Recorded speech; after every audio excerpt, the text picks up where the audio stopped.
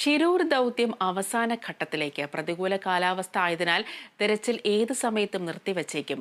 ജില്ലയിൽ ഇന്ന് അതിതീവ്ര മഴ മുന്നറിയിപ്പുണ്ട്. റിട്ടയർഡ് മേജർ ജനറൽ ഇന്ദ്രബാലൻ അടയാളപ്പെടുത്തിയ മാർക്ക് 3 കേന്ദ്രീകരിച്ചാണ് ഇന്നത്തെ പരിശോധന.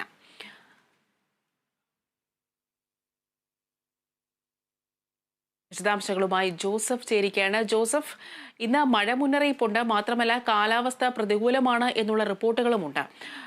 ഞായറാഴ്ച ഈ ഡ്രഡ്ജറിന്റെ കരാർ കാലാവധി അവസാനിക്കുകയാണ്. തിരച്ചിലിന്റെ സാധ്യത എത്രത്തോളമാണ്? അനുപ്രിയ, ഈ ദൗത്യം അവസാന ഘട്ടത്തിലേക്ക് അടുക്കുന്നു എന്നാണ് ഇപ്പോൾ മനസ്സിലാക്കാൻ സാധിക്കുന്നത്. കാരണം ഈ കാലാവസ്ഥ പ്രതികൂലമായി തുടരുന്ന ഒരു സാഹചര്യമാണ് ഉള്ളത്.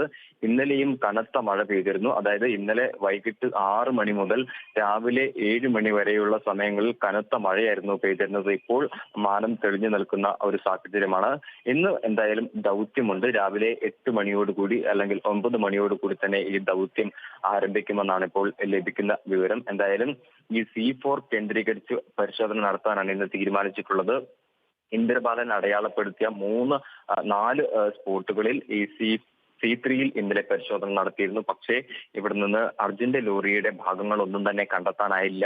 കിട്ടിയ ഭാഗങ്ങൾ അപകടത്തിൽപ്പെട്ട ടാങ്കർ ലോറിയുടെ ഭാഗങ്ങളായിരുന്നു എന്നുള്ളതാണ് ഏറ്റവും പ്രധാനപ്പെട്ടത്. ഈ നിരാശകരമായി ഈ ദൗത്യം മുന്നേറുന്ന സാഹചര്യമാണ് നിലവിലുള്ളത്. അതുകൊണ്ട് തന്നെ ഈ ദൗത്യത്തിന്റെ ഭാവി എന്താകും എന്നുള്ളത് ആശങ്കയിലാണ്. എന്തായാലും തിരച്ചിൽ അവസാനിപ്പിക്കില്ല എന്ന ഉറപ്പാണ് ജില്ലാ ഭരണകൂടം അർജുന്റെ കുടുംബത്തിന് നൽകിയിട്ടുള്ളത്.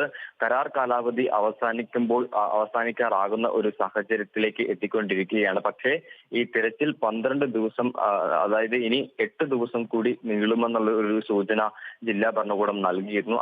അത്തരത്തിലൊരു ഉറപ്പാണ് ഇപ്പോൾ ജില്ലാ ഭരണകൂടം നൽകിയിട്ടുള്ളത്. 80 മണിക്കൂർ കരാർ കാലാവധിയാണ്. ആവശ്യമെങ്കിൽ അത് നീട്ടുമെന്നും പറയുന്നുണ്ട്. ഡ്രഡ്ജർ ഉപയോഗിച്ചിട്ടുള്ള പരിശോധന ഫലപ്രദമാണ് എന്നാണ് ഈ ദൗത്യ സംഘത്തിന്റെ വിലയിരുത്തൽ. എന്നിരുന്നാൽ പോലും ഈ മഴ ഒരു വെല്ലുവിളി സൃഷ്ടിക്കുന്ന ഒരു സാഹചര്യമാണ് നിലവിലുള്ളത്. കാരണം മഴ കൂടിയാൽ ഇത്തരത്തിൽ ഗംഗാവലി പുഴയിലേക്ക് അതിശക്തമായ നീരൊഴുക്ക് ഉണ്ടാകും. ഡ്രഡ്ജറിന് സുഗമമായി പ്രവർത്തിക്കാൻ കഴിയുന്ന ഒരു സാഹചര്യമില്ല.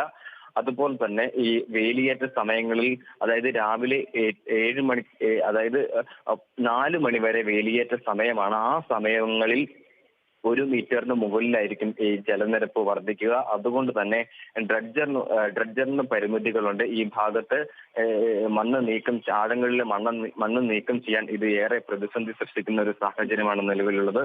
എന്തായാലും ഡ്രഡ്ജർ ഉപയോഗിച്ചുള്ള പരിശോധന നിർത്തില്ല എന്നൊരു സൂചന തന്നെയാണ് ജില്ലാ ഭരണകൂടം നൽകുന്നത്. അതേസമയം ഇത് ഒരേപോലെ ആശങ്കയും വെല്ലുവിളിയും സൃഷ്ടിക്കുന്ന ഒരു സാഹചര്യവും നിലവിലുണ്ട്. നിലവിൽ ഇന്ന് ജില്ലയിൽ റെഡ് അലേർട്ടാണ് പ്രഖ്യാപിച്ചിട്ടുള്ളത്. നാളെ യെല്ലോ അലേർട്ടും പ്രഖ്യാപിച്ചിട്ടുണ്ട്. ശക്തമായ മഴയും അതുപോലെ തന്നെ കാറ്റും ഉണ്ടാകുമെന്നാണ് കേന്ദ്ര കാലാവസ്ഥാ വകുപ്പ് നൽകുന്ന മുന്നറിയിപ്പ്. എന്തായാലും തിരച്ചിൽ ഇന്ന് ഉണ്ട് എന്നുള്ളതാണ് ആശ്വാസകരമായിട്ടുള്ള കാര്യം.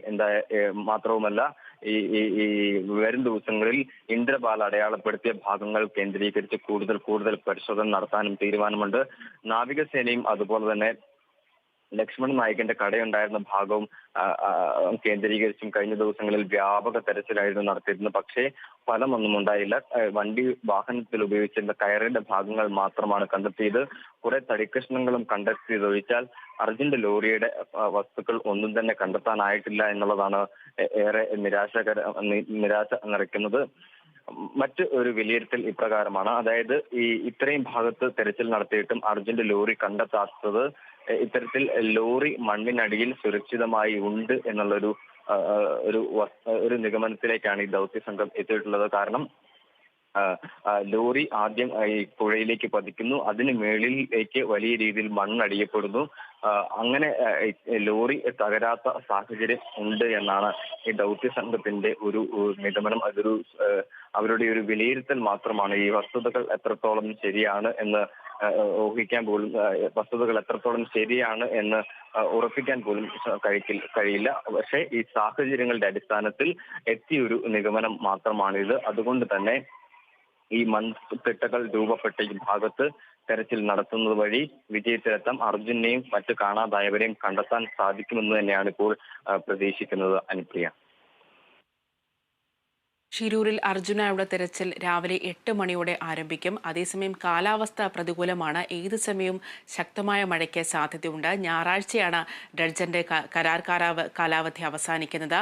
വിശദാംശങ്ങളാണ് ജോസഫ് നൽകിയത്.